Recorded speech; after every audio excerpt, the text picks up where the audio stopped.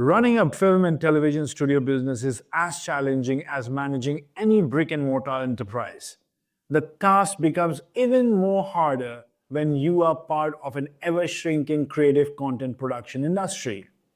Rising maintenance and overhead costs, finding new clients locally and internationally, and ensuring they return for more have become a growing challenge for studio owners and executives. My name is Abid, and this is What's Stewing.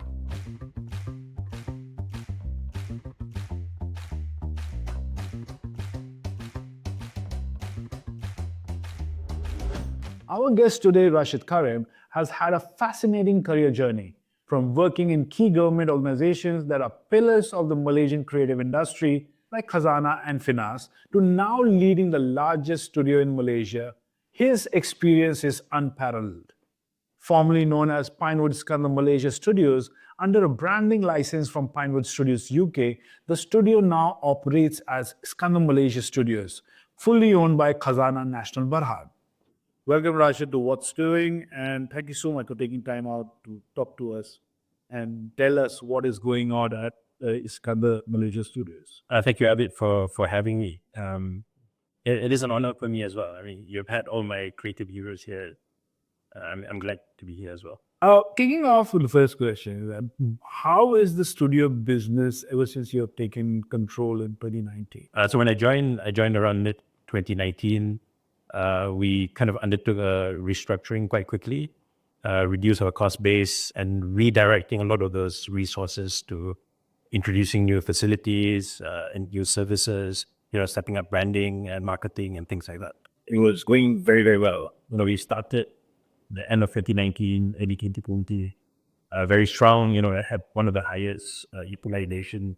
But then, there was also all these kind of grumbling and gossip about the weird flu virus that's happening. And very quickly, before we knew it, we were all in lockdown. Even in 2021, we had MCO2, MCO3. So we had this weird situation in 2021, even, into 2022, where the demand for content was never higher. The number of productions that were filming was exploded. The budgets exploded. You remember during those points? And the rest of the world was extremely busy, and we were still kind of in lockdown. And that, went on to 2022 as well. We still had travel restrictions, but I think the first half of 2022 started to rebuild our pipeline. Got a few very promising leads coming into 2023.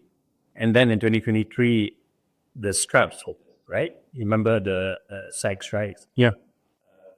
The Writers Actors Guild strikes. And so because of that, we lost quite a lot of Western, UK, US-based projects. So it was a really, really tough time. I think we're also lucky in that Malaysia and the studios, we also have a very strong pipeline from kind of regional markets as well. We did have a lot of Chinese-based productions that started the studio from Malaysia, a few Hong Kong productions, few Singapore productions. And at that time, the local industry was also doing quite well, right? After the gloomy days of 2021, in 2022, FINAS and MDEC and My Trade, there was quite a lot of support that's given, grant, incentive initiatives. And so there was quite a lot of activity locally. Even though the international, or at least the Western-based production dried up, we still managed to do 3 astro productions, 4 view productions, 4 multimedia films. We did have a Malbat, right? Even did this Malbat in 2022 at the studios as well. So I would say, there's been a lot of ups and downs, but definitely extremely interesting and extremely rewarding. So how is it running a studio which is like funded by Khazanah, and you have regulation by FINAS? Yeah. How easy or how difficult it is to run an organization like that? Yeah, so we are fully owned by Khazanah, and I think in most ways that is a blessing, right? Khazanah has been extremely supportive of developing and catalyzing and internationalizing the Malaysian creative industry. There was a lot of other initiatives, a lot of other investments that they put in. And the mandate and the direction has evolved, has changed over the years, but I think their commitment has been constant, has been very clear. Yeah, before I joined the studios, I did work for Khazanah for 6-7 years. I do have some insights, right, into how they work, how they think. And I can say, the people there are, and the leadership there is very, very clear and very committed to the cause. There are some challenges as well. I mean, because we are government owned, I think we are very, very careful to not compete or crowd out the private sector. We don't want to compete. We don't want to crowd them out. We want to crowd them in, right? So we want to act as a catalyst and create opportunities for these guys and work with the private sector. You asked about FINAS. We've had a very good working relationship with FINAS from day one. We worked with them very closely on developing the Film in Malaysia incentive. We help them with, the policy. We're helping them with marketing today. We work very closely, specifically with the Film in Malaysia office. Is an extremely good team run by extremely dedicated and intelligent and hardworking team. I agree with you. And We've had an amazing experience working with them, and a lot of our clients and a lot of our producers feel the same way. Yeah. Their interactions with their team has been extremely positive. They've been very supportive. They've been very supportive, and despite working in very difficult and sometimes a challenging environment, I think FINAS is, as an institution, quite a complex institution, right? On one hand, they are promotion, facilitation, incentive-driven organization to build talent and promote Malaysia and develop the industry. On the other hand, they're also where this enforcement, regulatory, licensing hat. And these two functions are very, very important, but these two functions are in some ways opposed to each other, right? It requires a different approach or a different culture. In a lot of the countries, these two functions are split. So you have film commissions that are very focused on development and talent development and incentives and promotion. And then you have, sort of different organizations to deal with all the regulatory things. Malaysia, we do not have a split. I think there has been some acknowledgement by the current Harapan government that this is the case. So if you look at the PRU 15, right, the election 15 Harapan manifesto on item 28, it talks about the development of the national creative and culture industry. There is this: establishing independent film board, establishing an independent, professional, and transparent film board that will comprise industry members, artists, and members of civil society who have the proper credentials to regulate film and improve existing structures. So this, if you ask me, is an extremely well thought and very enlightened initiative that they have spelled out very clearly in their manifesto. And I personally support this. I'm sure a lot of the industry members support this as well. I'm sure a lot of people within FINAS will support this as well. And so, I really look forward to some progress on realizing this manifesto item. Thanks for bringing that up. I think we need to educate ourselves, because usually we don't read manifestos. We don't read manifestos. I think it gives insight into what the thinking is. Yeah. And I think, and hopefully it also enables us to hold them accountable as well, right, in delivering some of these proposals. But taking that to the next question is that how is Iskandar Malaysia Studio is contributing to Malaysian economy through local and international productions? Like I said, I think when the studios was first conceived, 2010, 2011, it was really part of Khazanah's mandate to catalyze and internationalize and upscale and uplift the Malaysian creative industry and to establish Malaysia as a production hub. I think in that sense, we have done extremely well. So in the last 10 years, we have brought in over 100 productions, generating directly about 1.1 billion in production expenditure. That's, we have big productions, small productions, local, international, but collectively it's been 1.1 billion in direct production expenditure. Indirectly, if you kind of consider, the multiplier effect, we estimate we have generated about 4 billion ringgit into the economy. The studio business, honestly, is not a very exciting business, right? We are a facility, we have space, we rent out space. We actually capture a very small part of the overall production value, right? And you're a producer, how much would you allocate or budget for your locations? Most of your budget will be for crew, for equipment, for set construction, accommodation, transport, logistics, catering, and I think that is the power of filmmaking. It really mobilizes all aspects of the economy. You need carpenters, you need, for hand makeup, you need people working in salons, you need, There are many components. it really mobilizes all aspects of the economy. So unlike manufacturing where, it's input into this factory, into this box, and then input out, filmmaking really needs a lot of collaboration and a lot of people. You stay until the end credits and, it goes on and on and on. There's thousands and thousands of people sometimes. And I think that is why Malaysia decided to kind of support and promote this industry, as a form of FDI, I mentioned, as a form of job creation. It is extremely powerful. The UK filming industry, for example, hires more people than the UK banking industry, which is one of the biggest in the world, right? The same as Australia. Countries are competing very, very fiercely, right, to attract international productions. And countries are throwing all kind of incentives and facilitation. Malaysia is actually a pioneer in Asia. It's one of the first countries in Asia to introduce film and Malaysian incentive. And since we've introduced it in 2013, we see all our partners have since also introduced similar incentives. So Thailand has one now. Philippines just introduced it. India just introduced it. Singapore as well, yes. So Malaysia is a pioneer. We have been leading Southeast Asia and Asia, I think, to some extent with regards to some of these policies. And why is it all these countries are rushing and clamoring for it? And it is very clear. There is quantifiable, tangible benefits, right, to the economy, to the people. And that's direct benefits. And then you have, all these indirect benefits as well. Using film and TV as a form of tourism promotion. Soft power, right? A form of cultural export. This is the power of the content industry, which I think Malaysia acknowledges and recognizes. But I think, what is or what can be done better maybe is to have a better process to kind of collect data, to analyze this data, right? A lot of these countries commission economic impact studies, for example. I don't think Malaysia has done one in the last 4 or 5 years, at least not made public.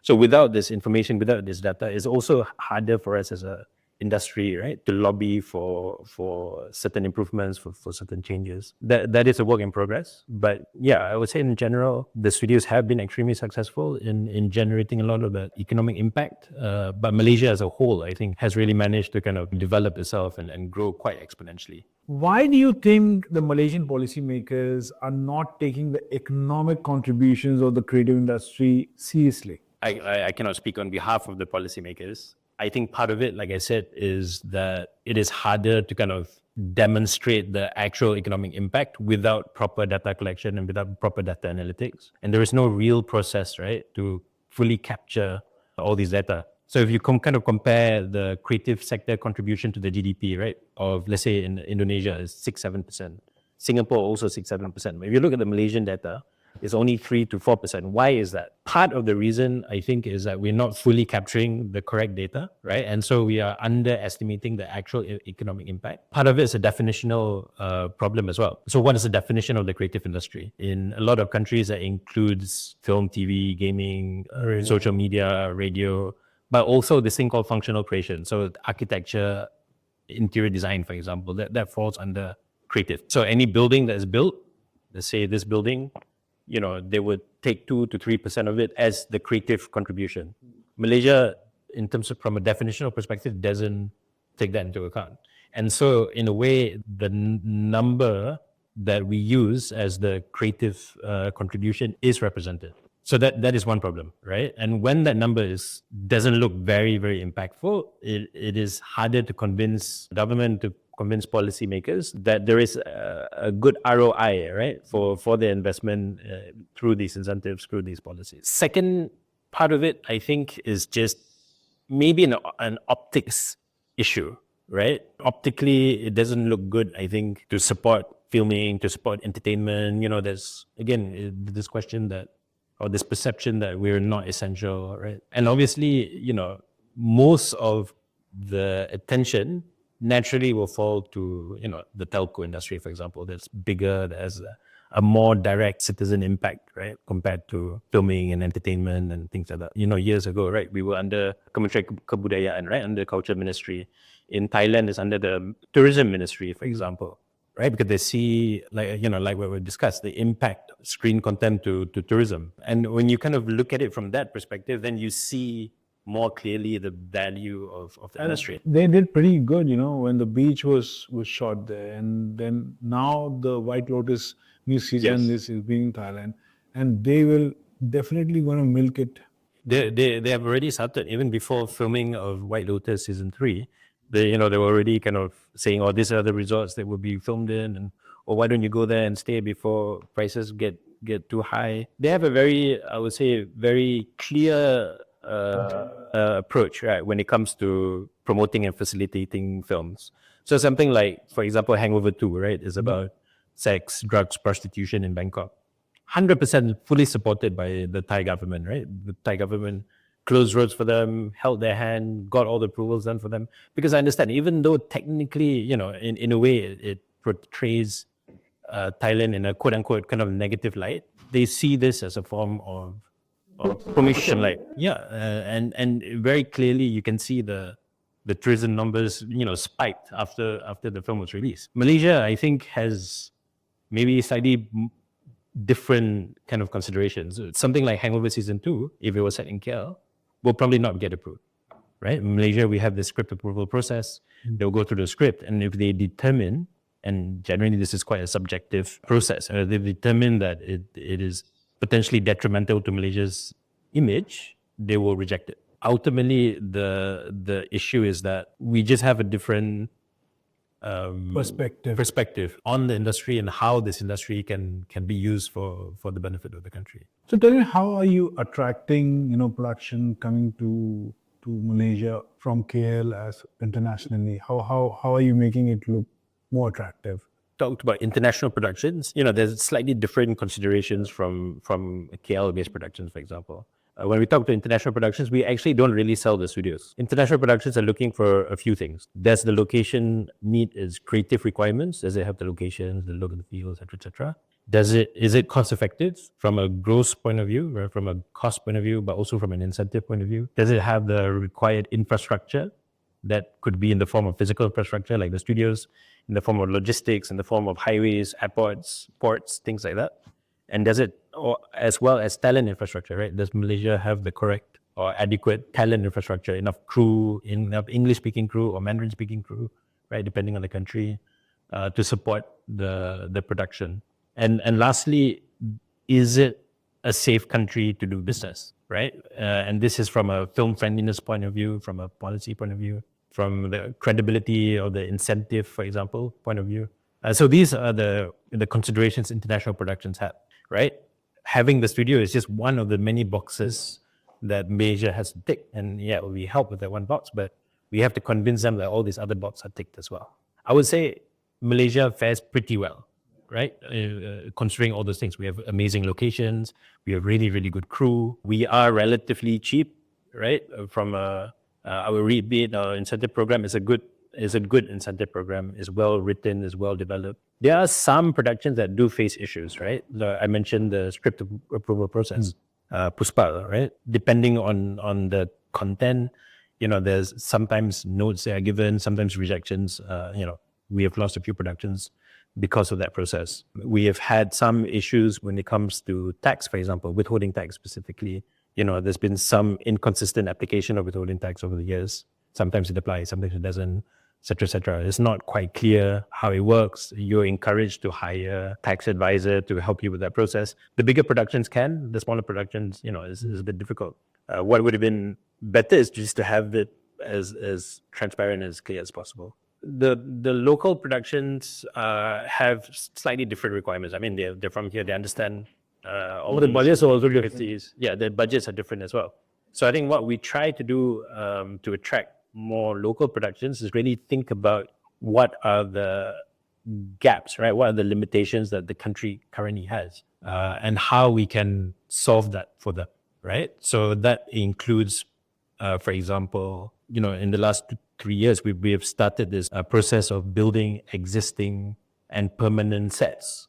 So before we just had sound stages, you had to come in, build your sets, shoot, and then tear it down. Even if we give the studios for free, sometimes in a lot of local productions, their set construction budget doesn't allow for full set construction.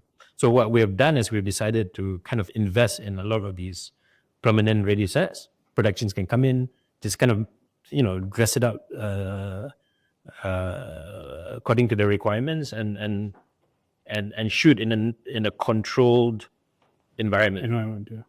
Right? So, for example, we've built some period pound square sets, basically inspired by Penang or Malacca or pre-war Singapore. We've done, a few period productions there, even a few, present day productions there. And so, if you imagine shooting in Penang, shooting a location in Penang, if you had to close, let's say, Armenian Street, what would that cost you, right? The location is amazing, but you have to compensate the local businesses. If it's a period production, there's quite a lot of dressing or quite a lot of in post that you have to spend on, right? And so, having that available to you in a studio environment, in a controlled environment, helps the producers with their costs and with their scheduling as well. For example, is a single location that you have to shoot in a series over, let's say, 60 days. Having it in a controlled environment where you can film night scenes at 2 p.m. or day scenes at 3 a.m., for example, it gives you that flexibility, it gives you that control, and allows you to potentially, compress your filming schedule. I listened to your interview with Adrian. Adrian has this way of thinking about costs, right? We have productions that sometimes are 100 million ringgit. They're filmed over 100 days. So on average, that's ringgit 1 million a day. And so one day lost from rain or one day lost from any issues is 1 million ringgit, right? You can extrapolate that for local productions as well. So yes, in some ways, some types of productions, mainly it doesn't make sense from a cost point of view to shoot in a studio. But there are kinds of scenes, there are kind of productions that it does make sense. And so, we don't want to force local producers to use us if they don't need to use us. What we try to do is kind of work with them on what the best and most, cost-effective solutions can be. So in the last few years, unfortunately, the value of ringgit is got down. Yes. Was that a catalyst for outside productions to come to Malaysia more onto your studios to pin their series or so? Yeah, I think definitely the depreciating ringgit helps, right? I mean, for most international productions, they budget in USD. So they'll do a Malaysian budget, they'll do a Thai budget, they'll do a Australian budget, convert it to USD and see what that looks like. And obviously, having the ringgit depreciate will make production in Malaysia look more attractive. On top of that, you have a good incentive program, like we mentioned. And we have seen, more inquiries and more leads, right? Partly attributable to this. But, cost, like what we discussed earlier, cost is only one element, right? There's all these other elements that we have to meet. What also coincided with the depreciating ringgit is a bit of political instability, right? During that time, remember 2020, 2021, 2022, we had COVID, we had travel restrictions, we had strikes, we had all these other elements as well. In a way, neutralized to some extent the benefits, quote unquote, of the depreciating ringgit. We have and we use the facilities at The TV studios. Yeah. I think it was a seamless experience for us. It was one of the best experiences for producing the show there. My only problem was getting my talents and my specific crew from here because they somehow don't want to travel for work. And because it's far from KL, they have a family who start to go and there for the shoot purpose. And that became one of the biggest issues because there were artists who did turn up, there were artists who promised, didn't get onto that plane to come to AB, and we had the part there. Yeah. How are you making that look more, conducive as well as, how are you making them drop to game to studios, making it easy for them? The nature of crew is that they are generally quite mobile, right? They will go where the opportunities are, where their work is. And so in that sense, depending on the type of productions, generally it's been fairly easy for the producers to kind of locate or to kind of bring in crew. There are certain kinds of productions, like you mentioned, especially like local artists, for example. They may have family commitments, but I think it's more than that. If they're filming in Johor for 3-4 days, that's all they're doing. Whereas in KL, they'll be filming in the daytime, and then at night they'll be DJing, they'll be MCing, they'll be, going for party or whatever celebrities do, lah. Right? And so there is element, right, that challenge that we face in certain kind of productions, but generally we find most of the time it is quite easy for the producers to attract in crew. I think the challenge for us is not so much attracting the crew, is getting them to stay. What we don't want is for every production to have to bring in everyone from KL. And so that what we've been trying to do is kind of develop a local ecosystem in Johor itself, right? So yes, you may have to bring in maybe your HUDs or some of your talent, but we want to be able to source for at least a portion or a big portion of that crew, of the equipment, etc., within Johor itself. And that, we have made some progress over the years. Right, there's certain departments I think you can very easily source from within Johor itself. Right, site contraction, for example. We have a good rigging team, a good underwater filming team, all based in Johor. But again, this is kind of a work in progress. What we need to be able to do as a studio and as a Johor-based industry is to generate enough visibility on what the next job is, right? So if you let's say you're a crew member and you can see, then I'll finish filming in March and the next job at the studio will be in April, and then you'll be busy for the rest of the year. It's easier to convince you to kind of relocate to Johor. When we have that consistent utilization, the consistent flow of work, it will be also easier to kind of train more, newer crew, local crew, to kind of service those productions. I'm pretty confident, over time, this will happen, right? If we can, like I said, sustain that volume of production, that pipeline, the ecosystem will build organically over time. And we've seen that in, Gold Coast, Australia, for example. There was nothing there. We built the studios, and now is a thriving ecosystem in its own right. I was an intern there. Yeah, you were right. You can see, it becomes a training factory as well, right? When you have a pipeline of productions, some will be one-off feature films, some will be anchored there, right? They'll come back season after season after season after season. It becomes a talent-generating factory. Yeah. And that is what we need as in Johor, and that's what Malaysia needs as well. It is possible for one major IP to build the industry on its own. You see that with Lord of the Rings in New Zealand. What all is happening in Korea right now? Yeah, Korea, exactly. So Korea is built domestically, right? Domestically, the industry was thriving, and that built a very, very strong ecosystem, and now is a big service provider for the rest of the world. Yeah. So that is possible, and that is our goal and our aim, and I'm pretty confident we can do that if we can make sure we be consistent in generating work, and if we have visibility on incentives, for example, policy, FIMI, right? If we know that FIMI is available for the next 4-5 years, we as a business. There's a big question out there.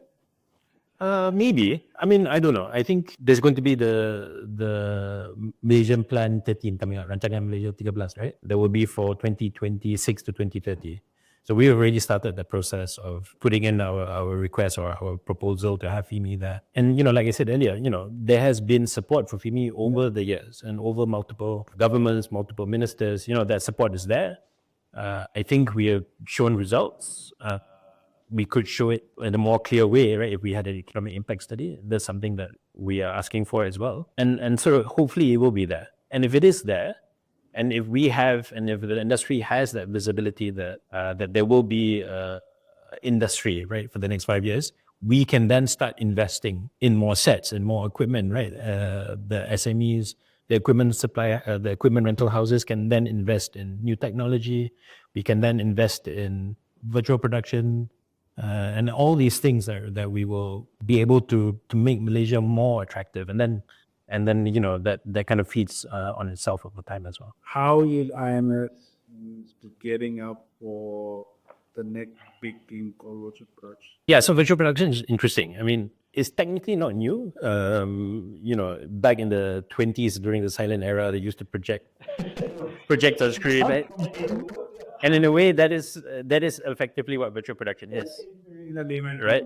Yeah. But I think that really kind of revolutionized during COVID. So during COVID, basically out of necessity, right? During COVID, when you couldn't travel, you couldn't access locations, when your crew sizes had to be cut down, right, because of social distancing and all that. How do you solve that problem? Right? And virtual productions was kind of the solution to some of those problems at that time. There was a lot of excitement over this. It was kind of, I wouldn't say pioneered, but really popularized, right, by ILM and Mandalorian and John Favreau and these guys.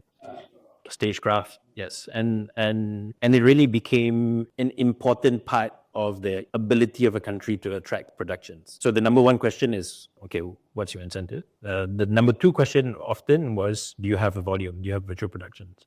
And so we spend a lot of time kind of studying it and researching it and seeing, how we can kind of fill this gap in Malaysia. We spoke to a lot of people and we decided, late last year, early this year, to kind of partner with our current partners, Oceanance Media Global, and we built a volume in one of our stages. It is the biggest volume in Malaysia.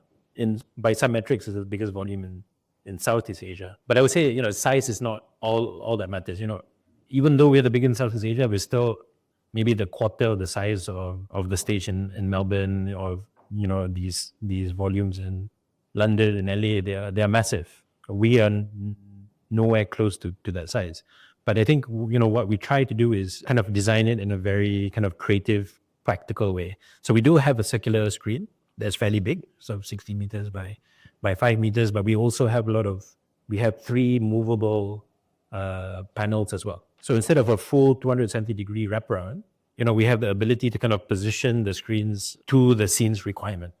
So without having to invest into 20,000 square feet of panels, we have a fraction of that, but we use the flexibility of our stage and technology as well. There are certain ways you can kind of digitally extend the screens, play with lighting, things like that. And so what we do have today, I think, is a very, very practical and very cost-effective solution to 95% of production requirement as well. Powered by that kind of production, because it saves a lot of time. It takes away the pressure of the producer. Yes. But also knowing that we have the right talent to those here and the effect. How good are they? I mean, at this point of time, because I've not done full production so far, but I'm really looking forward to doing it in the future.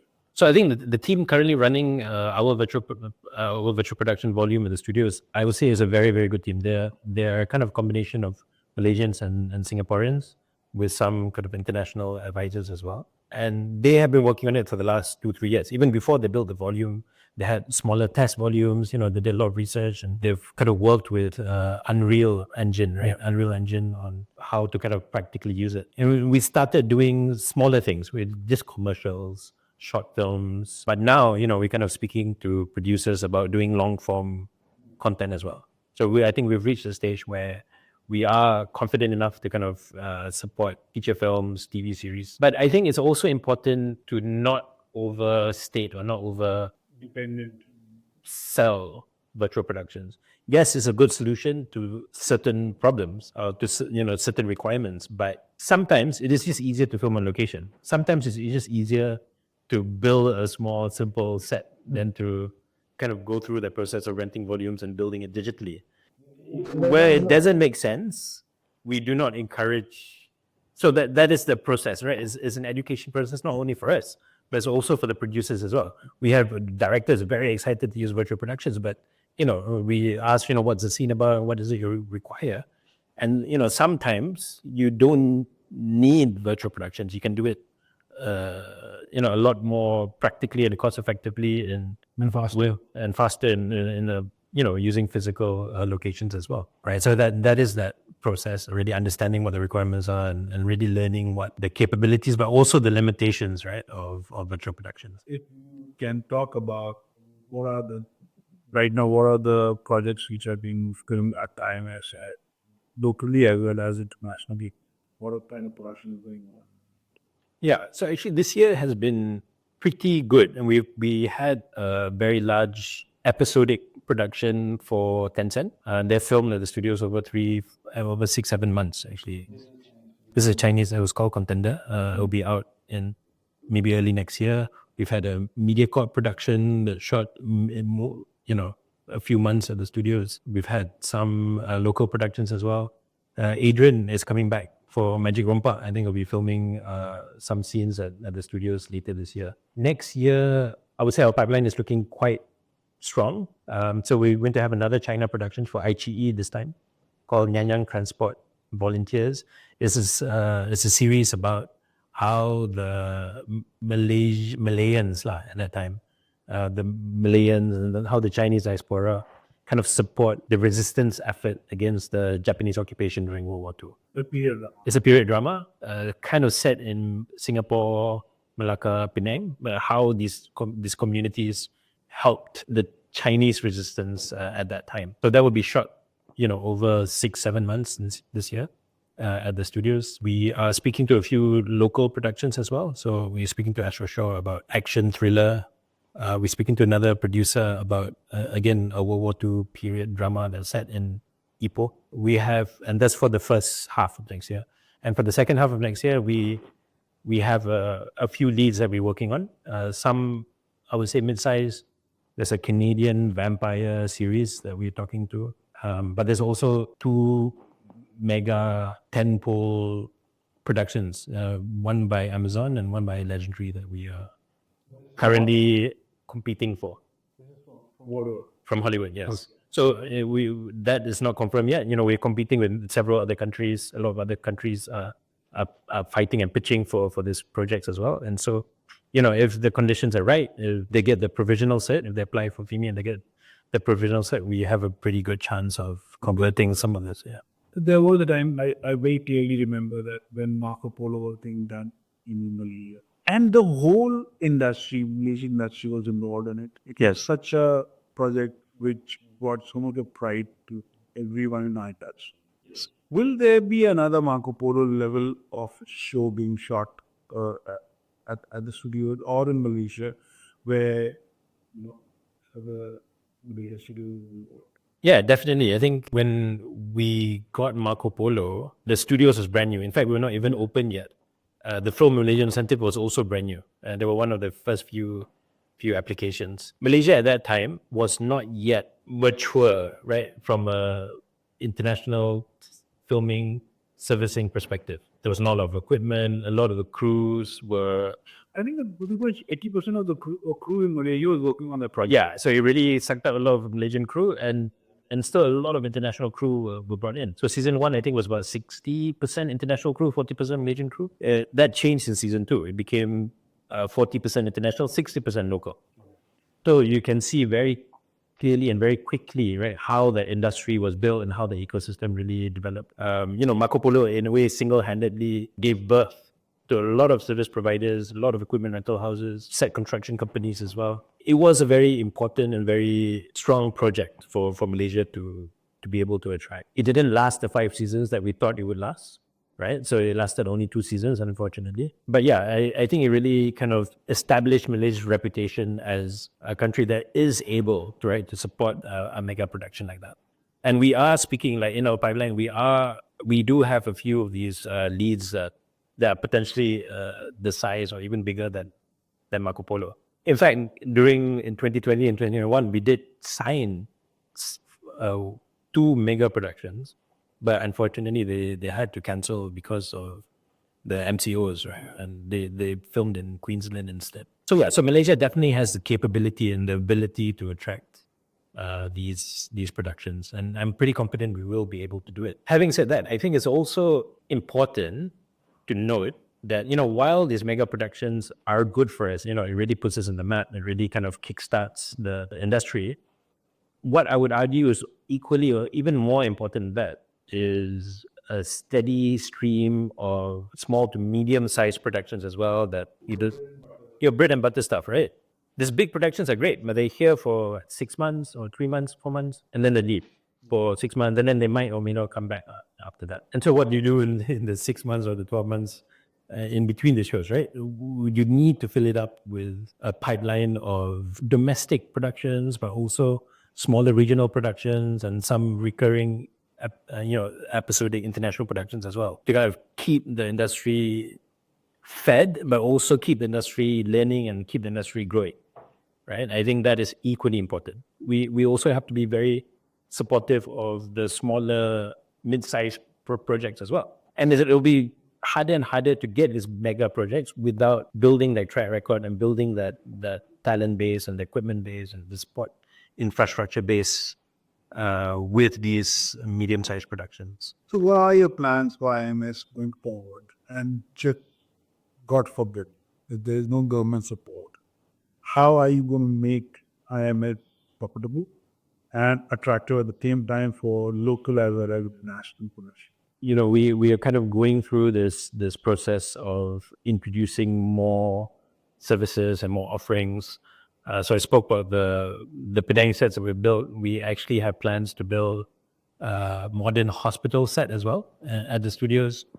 We have also greenlit the building of a police station set. And I have plans and ambitions, and we'll speak to you as well about the possibility of partnering with partners here in Malaysia to build, things like courthouses, prisons, airplane cockpits and cabins, right? They're very important, but these are locations that I think have a lot of demand, but practically very difficult to access or very expensive to access. We want to kind of work with the industry to identify some of these gaps, and maybe we can co-invest in building the location inventory. That's number one. Number two is, like I said, introducing new services. I spoke about virtual productions. This year, we have introduced our prop rental house as well. So we have a whole prop shop that we're renting, props and furniture and wardrobe and whatever for productions. We're starting with period pieces for now, but, over time, we'll kind of build the business up to include everything else. What I would really like to do is to also be able to have some involvement in the creative and production process itself. So now we are just a vendor, right? We're just service provider. We do not control if a production is greenlit. We cannot control the schedule. We are not a producer. And I think that is sometimes a challenge for us. What we want to be able to do is have a bit more control, and that could be in the form of our own content, right? So developing our own content and greenlighting our own content, or co-producing or co-investing with existing producers. And ultimately, we want to kind of reach a point where we can have a slate of our own productions that we can slide in between, bigger third-party productions as well. What is the plan without government support? That is a question I cannot fully contemplate. So government support today is essential, right? If there is no FIMI, if there's no facilitation, if there is no proper processes, international productions will not come. And I think that is true for Malaysia as it is for any other country in the world. Yep. Even the most mature, developed industries, right? You look at Australia, you look at UK, even some states in US, Atlanta, Georgia, for example. The reason why they are busy is because of these initiatives and incentives. This wasn't kind of a temporary measure that was introduced and then, once it's developed, you can take it away. Louisiana, this happened in Louisiana. They had this incentive program. The state became super busy. And then there was a change in policy. They decided to get rid of the incentive program. That industry died overnight, right? So I think this is something that production is, we discussed this earlier, production is very mobile. They will go to where it makes sense. And if it stops making sense for them, if there is some incentive, they will just go elsewhere. If the idea is to kind of develop Malaysia as a international production hub, I think FIMI is a non-negotiable element to it, right? If you want to give up on that dream of developing Malaysia as a production hub, you want to focus purely on domestic content, then fine. I mean, we are 50-50, I would say, in terms of the number of productions that are local versus international. Obviously, in terms of revenue contribution, it's still about 90-10. The international productions are just way bigger. So as a business, we are still dependent financially on international productions. But, like what we discussed earlier, what is extremely important to us is being part of the industry and supporting the local industry. And maybe over time, as we build this inventory of locations, as we build our own pipeline of our own content, then it's possible to kind of live without international productions, maybe. But again, that is a future I'm not so keen on, right? I think it's important for us as a country and for us as an industry to do both, right? We want to develop the domestic industry. We want our content to have better production values. With higher production values, you have bigger markets. You have a higher domestic box office. It can potentially travel, right? And that will kind of grow in itself. With better returns, you have bigger budgets, and that feeds itself. That is important, right? We need to upscale and uplift our local content and get them. The dream is to be like Korea, but again, people say, "Oh, why are we not like Korea?" The Koreans started. Yeah, the last 5-10 years has been amazing for them, but the government didn't start this 5-10 years ago. They started this 30-40 years ago. Exactly. And I think that's what people don't fully realize, right? You're trying to build an industry. It doesn't take a few years. It takes a generation, right? And you do need to have that consistency and that long-term view of industry. And so I think Malaysia, we've had these ups and downs, but generally I think we're on the right track. It's been fairly consistent the last 10 years. Hopefully in the next 10, 20, 30 years, we will get to where Korea is today, hopefully. And we keep that dream alive. We've definitely been talking to you on a regular basis on how IMS is progressing and how we can come and do shows at your studio. Because we had a great experience working with your team. And thank you so much. Thank you so much for having me. It's been a real pleasure. All the best wishes for the studio business as well as to you to bring in all great productions. And thank you. And I'll see you at the studios soon, hopefully. Thank you. That was Rashid Karim, the CEO of Iskandar Malaysia Studios. With so much happening in Malaysia's production industry, the journey ahead for IMS won't be easy. However, with Rashid at the helm, the studio is in good hands. Let's wait and watch what the future holds for IMS.